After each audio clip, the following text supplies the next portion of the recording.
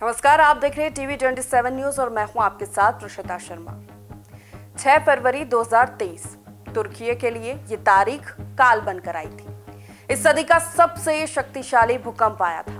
भारत ने पड़ोसी देश होने के नाते और तुर्की की आवाम के लिए मदद के साथ सबसे पहले भारत के C-17 विमान पहुंचे थे। भारत ने इसको नाम दिया ऑपरेशन दोस्त, और जब उसकी बारी आई तो उसने अपना रंग दिखा दिया और ये बता दिया कि दोस्त समझकर किसी की मदद करना आपके लिए गले की फांस बन सकता है। 22 अप्रैल 2025 को पहलगाम हमले के बाद भारत पाक में तनाव बढ़ा तो इसी दगाबाज तुर्की ने भारत के खिलाफ खुलकर पाकिस्तान का समर्थन किया और भारत के खिलाफ इस्तेमाल होने वाले ड्रोन्स और हथियार भेजे। भारत की जवाबी कार्रवाई से डरकर जब पाकिस्तान सीज फायर के लिए गिड़गिड़ाया तो भारत ने कार्रवाई स्थगित की।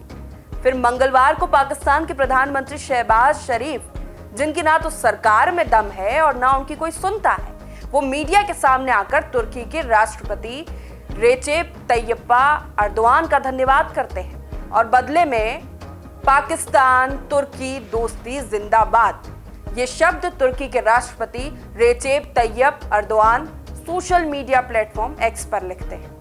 ऐसा पहली बार नहीं है जब तुर्की भारत पाकिस्तान के किसी मसले पर साथ खड़ा हुआ हो। संयुक्त राष्ट्र जैसे अंतर्राष्ट्रीय मंचों पर तुर्की ने कई मौकों पर पाकिस्तान का समर्थन किया है। यहाँ हो जाती है बेशर्मी की हद। खैर, भारत इतना मजबूत है और उसकी ताकत पूरी दुनिया ने देख ली है, लेकिन पाकिस्तान तुर्की की इस दोस्ती को लेकर भारत में आक्रोश है। टूरिज्म से लेकर व्यापार, सभी जगह तुर्की और अजरबैजान का विरोध शुरू हो गया है, क्योंकि गद्दारी करने का परिणाम तो भुगतना पड़ेगा। तुर्की भारत को दोस्त कहता है और पाकिस्तान को भाई, लेकिन दो नाव में पांव सवार है, ऐसे कैसे? वो भी प्यारा, हम भी प्यारे, ऐसे कैसे? भारत के लोगों में आक्रोश है और उसका असर भी दिखने लगा है। भारत के सख्त एक्शंस की बात की जाए तो भारतीय व्यापारी टर्किश सेब का बहिष्कार कर रहे हैं, भारतीय तुर्की की यात्रा का बहिष्कार कर रहे हैं, तुर्की की फ्लाइट और होटल बुकिंग्स कैंसिल कर दी जा रही है। मेक माई ट्रिप के मुताबिक तुर्की और अजरबैजान की बुकिंग में 60% की गिरावट आई है। इसी के साथ JNU ने तुर्की की यूनिवर्सिटी के साथ अपना समझौता भी स्थगित कर दिया है। अब JNU में तुर्की नहीं पढ़ाई जाएगी। पुणे के व्यापारियों ने तुर्की के सेबों की बिक्री बंद की। उदयपुर के व्यापारियों ने तुर्की से मार्बल आयात रोकने का ऐलान किया है। आपको बता दें कि भारत में करीब 70% मार्बल तुर्की से आयात होता है। अगर ये मार्बल आयात बंद हुआ तो अंदाजा लगा लीजिए कि तुर्की को कितना नुकसान उठाना पड़ सकता है। इन सब के बाद अब सवाल उठता है कि क्या भारत के व्यापार बंद करने से तुर्की को नुकसान होगा? पिछले कुछ सालों से तुर्की की अर्थव्यवस्था वैसे ही खराब चल रही है। उसकी करेंसी लीरा लगातार गिर रही है। अब भारत के इस एक्शन से उसे और नुकसान उठाना पड़ सकता है। हर साल बड़ी संख्या में भारतीय तुर्की में घूमने जाते हैं। साल 2024 की बात कर लें, 3 लाख से ज्यादा भारतीय पर्यटक तुर्की गए थे। टूरिज्म रुका तो उसे करोड़ों डॉलर का नुकसान उठाना पड़ सकता है। पाक की मदद दोस्त को महंगी तो पड़ेगी। तुर्की पश्चिमी एशिया में एक लौता ऐसा देश था जो पाकिस्तान के साथ खड़ा था। खाड़ी के दूसरे देशों ने समर्थन से परहेज किया।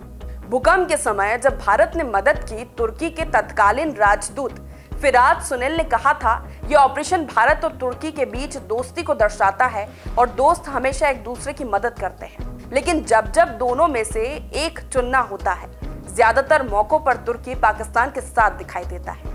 आज भारत सऊदी अरब और UAE के साथ मजबूत संबंध होने का दावा करता है, जो ऐतिहासिक रूप से पाकिस्तान के करीबी रहे हैं।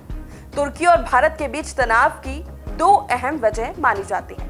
पहला, कश्मीर के मामले में तुर्की का पाकिस्तान की तरफ झुकाव और दूसरा, शीत युद्ध में तुर्की का अमेरिकी खेमे में होना, जबकि भारत गुट निरपेक्षता की वकालत कर रहा था। तुर्की के व्यापारिक संबंध इन देशों से बहुत ज्यादा नहीं है, इसलिए उसे बहुत ज्यादा फर्क नहीं पड़ता।